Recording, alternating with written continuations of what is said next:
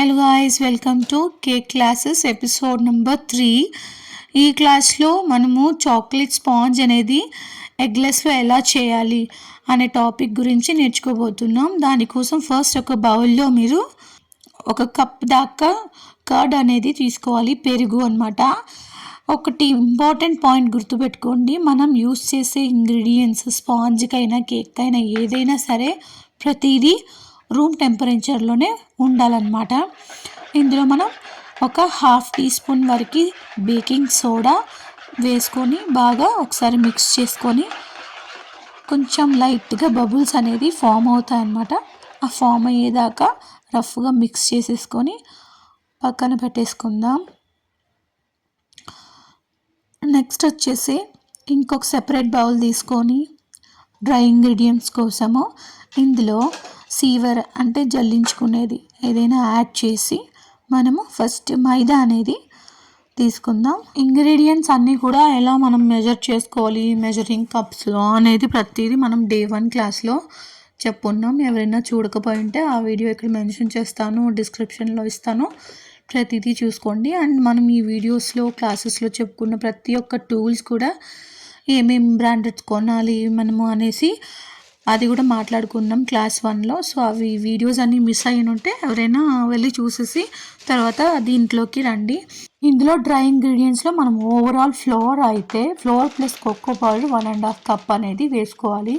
So cocoa powder మీ ఇష్టం ఎంత వేసుకుంటారో దాన్ని బట్టి రిమైనింగ్ వచ్చేసి ఫ్లోర్ యాడ్ చేసుకోండి, అంటే మైదా పిండి లేదా గోధుమ పిండి. నేను ఈ వీడియోలో 1 cup plus 1/4 cup plus 2 tablespoons అనేది మైదా యాడ్ చేశాను and 2 tablespoon cocoa powder అనేది యాడ్ చేశాను అండ్ 1 టీ స్పూన్ వచ్చేసి బేకింగ్ పౌడర్ అనేది యాడ్ చేశాను. ఈ మొత్తం కూడా మనం డ్రై ఇంగ్రీడియంట్స్ అంటాము. దీన్ని సీవర్తో బాగా జల్లించేసుకొని ఇలాగా అన్నీ మిక్స్ అయ్యేటట్టు మనము బలూన్ విస్కర్ తోటి బాగా మిక్స్ చేసుకుందాం.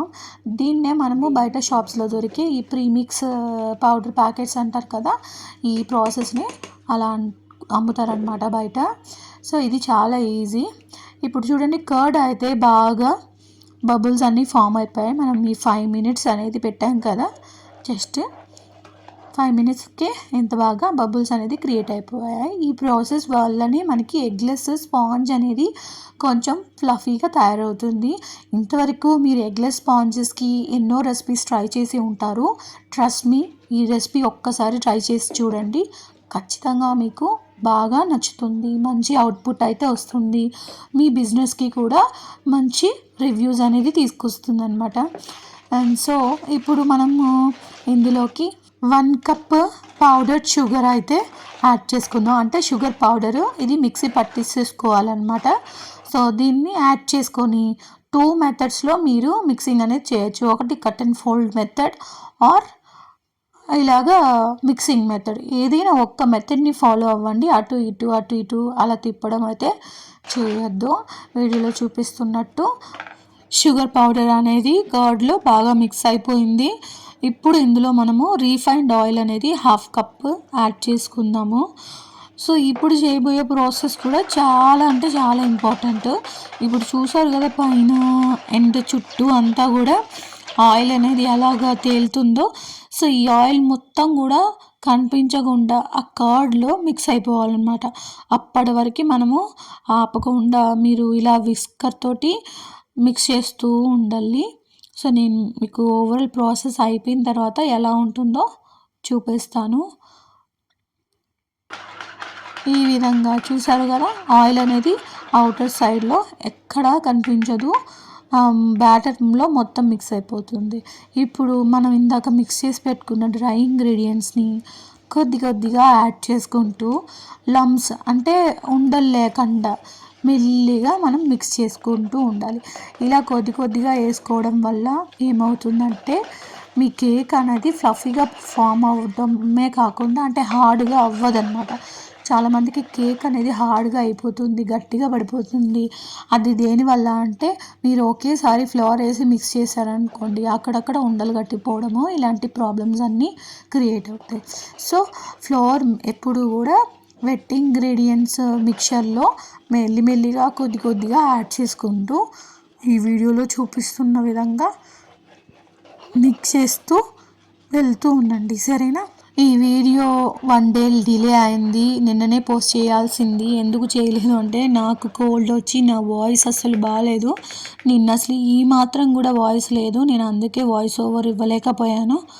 అందుకే ఇవాళ ఈ వాయిస్ తోటి ఇవ్వాల్సి వస్తుంది. ప్లీజ్ అడ్జస్ట్ చేసుకోండి కొంచెం ఇరిటేట్ అనిపిస్తే. బట్ నా వీడియో కోసం కనీసం 2-3 వెయిట్ చేస్తూ ఉంటారన్న హోప్ తోటి నేను ఈ వీడియోని కంపల్సరీగా మనము ఇది స్టాప్ అవ్వకూడదని పోస్ట్ చేస్తున్నాను.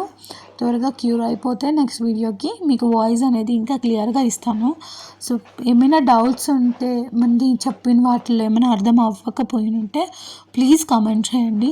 అండ్ మన వీడియోస్లో ఏమైనా ఇంప్రూవ్ చేయాలనుకున్నా లేదా అప్గ్రేడ్ అవ్వాలి, మీకు తెలియని కంటెంట్ ఏదైనా మిస్ అయినట్టు అనిపిస్తే ప్లీజ్ నన్ను తప్పకుండా నాకు చెప్పండి, నేను ఇంప్రూవ్ చేసుకుంటాను. నెక్స్ట్ వీడియోస్లో మీకు కావాల్సిన కంటెంట్ అనేది నేను తప్పకుండా ఇస్తానన్నమాట.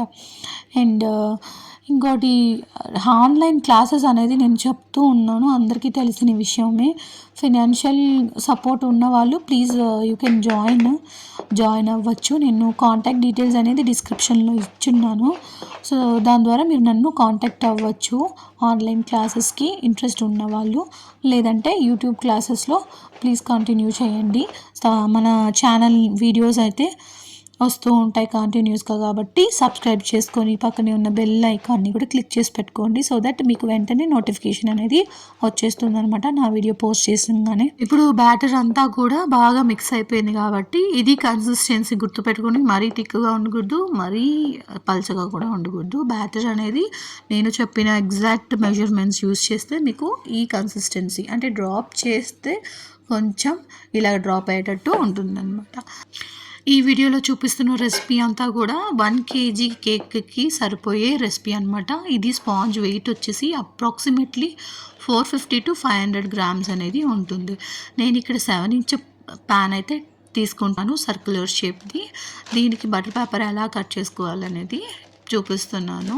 సింపుల్ క్విక్గా ఎలా చేస్తానంటే ఇలాగా ఆ ప్యాన్ సైజ్లో ఫస్ట్ ఒక స్క్వేర్ షేప్లో బటర్ పేపర్ అనేది కట్ చేసుకుంటాను. అండ్ దాన్ని ఈ విధంగా ఫోల్డ్ చేస్తాను అన్నమాట. 6 లేయర్స్గా ఫోల్డ్ చేసి ఇలాగా ట్రయాంగిల్ షేప్కి తీసుకొస్తాను. తీసుకొచ్చిన తర్వాత దీన్ని సెంటర్లో పెట్టి చూసుకుంటాను. మనకి ఎంతవరకు అయితే కట్ చేయాలి అని అనిపిస్తుందో సెంటర్కి అంతవరకు అలా కట్ చేసుకుంటాను సిజర్ తోటి. సో ఇలాగ ఇక్కడ మనము డైరెక్ట్గా కట్ చేసుకుంటే మనకి ఈజీగా అది వచ్చేస్తుంది. ఇలా సెంటర్లో పెట్టి ఒకసారి చూసుకోండి కరెక్ట్గా ఉందా లేదా అని చూసుకుంటే మీకు సర్క్యులర్ షేప్ అనేది ఓపెన్ చేసి ఇట్లా ప్లేస్ చేసేసుకోవచ్చు, అయిపోతుంది. ఇదే మీకు 1/2 kg చేయాలనుకుంటే ఇందులో ప్రతి ఇంగ్రీడియంట్ కూడా మెజర్మెంట్స్ హాఫ్ చేయండి, అంటే సగం చేయండి. 1 cup అయితే 1/2 cup అలా చేశారంటే మీకు 1/2 kg కేక్కి స్పాంజ్ అనేది రెడీ చేసేసుకోవచ్చు. సో ఇప్పుడు ఇక్కడ టిన్లోకి నేను మొత్తం బ్యాటర్ అంతా కూడా పౌర్ చేసేసుకుంటున్నాను.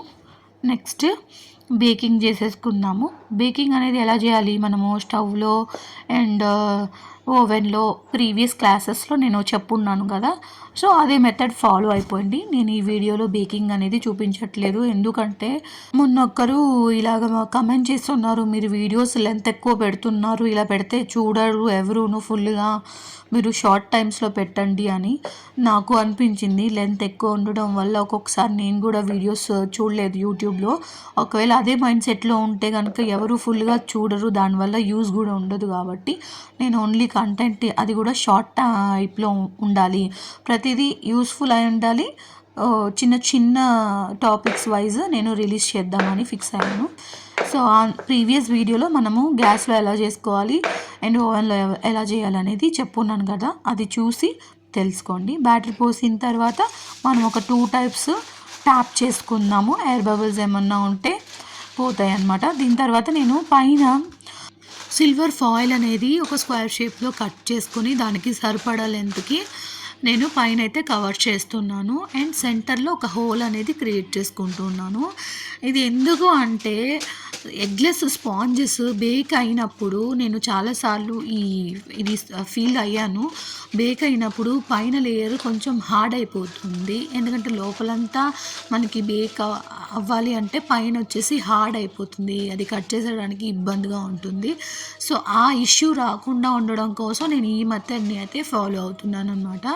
పైన ఇలాగ సిల్వర్ ఫాయిల్ వేసినట్లయితే మీకు ఓవరాల్ స్పాంజ్ అనేది సాఫ్ట్గా ఉంటుంది. ఆ హార్డ్ లేయర్ అయితే రాదనమాట.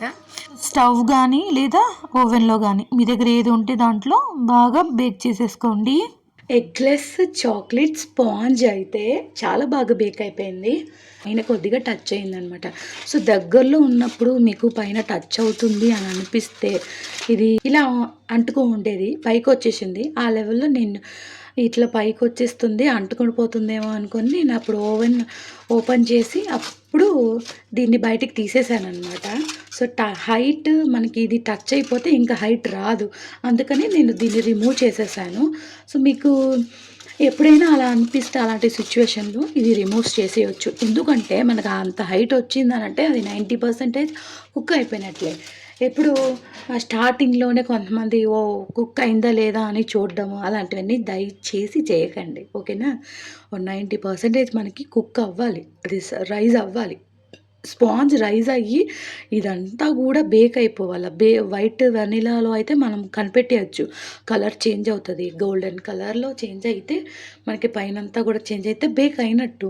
సో చాక్లెట్లు మనకు ఆ వేరియేషన్ తెలియదు కాబట్టి అది పచ్చిగా ఉందా ఇలా ఇలా కొంచెం డ్రై లైక్ కొంచెం థిక్గా అనిపించినప్పుడు బేక్ అయినట్లు అని అనిపిస్తుంది. సో అట్లా మీరు ఒక 90% కుక్ అయిన తర్వాతే ఓవెన్ అయినా గ్యాస్ స్టవ్ అయినా దాని మీద ఉండేది మూతద్దు తీయకండి, ఓకేనా. ఓవెన్ అయితే డోర్ ఓపెన్ చేయకండి. ఇది వచ్చి చాలా అంటే చాలా ఇంపార్టెంట్ పాయింట్. మీరు మధ్యలోనే ఒక 10 minutes 15 minutesగా ఓపెన్ చేశారనంటే ఈ సెంటర్లో అలాగే సింక్ అయిపోతుంది, ఇది మొత్తం సంక్ అయిపోతుంది అనమాట. సో అదే ఈ టిప్ ఎప్పటికీ మర్చిపోకండి, మనసులో పెట్టుకోండి. చూసారా ఎగ్లెస్ ఎంత హైట్కి వస్తుంది అసలు, వస్తుందా మీకు చేస్తే? చూసారా టిన్ సైజ్ చూడండి, మనం ఇక్కడ హాఫ్ క్వాంటిటీ ఉన్నప్పుడు వేసాం, ఇప్పుడు ఇంత ఇది అయింది. కూల్ అయిపోయింది సమ్వాట్, ఒక 10 to 15 minutes కూల్ అయితే అయిపోయింది. మనము డిమోల్డ్ చేసి దీన్ని రిమూవ్ చేద్దాం, ఎట్లా ఉందో చూద్దామా. సరే ఇలాగా చుట్టూ స్క్రాప్ చేసిన తర్వాత ఇలాగ బౌల్లో పెట్టి ఇలా లైట్గా కొట్టారనంటే అట్లా పడిపోతుంది. ఇప్పుడు తీసి చూద్దామా. చూసారా పెద్దగా అంటుకోలేదు, ఇట్లాగా. అయితే టిన్ అయితే చాలా వేడిగా ఉంది, సాఫ్ట్గా ఉంది.